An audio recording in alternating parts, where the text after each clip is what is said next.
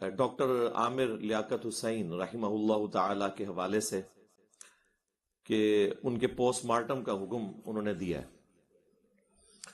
میری تو پہلے سے یہ خواہش تھی اور ڈیمانڈ تھی کہ پوسٹ مارٹم تو ہونا چاہیے. ایک اتنی بڑی پرسنالٹی، باقی جو علمی اختلاف ہے یا کوئی اور ایشو کسی کا ہو سکتا ہے وہ اپنی جگہ، لیکن ظاہر ہے ایک سیلیبریٹی تو تھے وہ.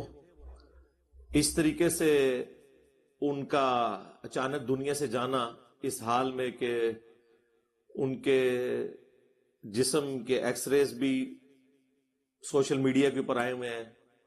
یہ والی بون ان کی ٹوٹی ہوئی ہے، ابھی تک کسی نے انکار نہیں کیا.